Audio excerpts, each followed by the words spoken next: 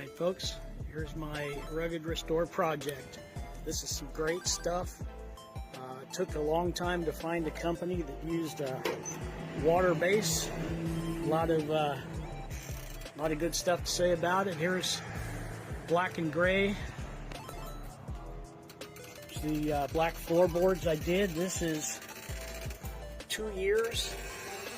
Heel mark. Almost nowhere at all. I did the doghouse, did the entire interior, come around back. You can see once I got rid of the shag carpet, I did everything in gray, did the walls, did the ceiling, did the floors, did the doors.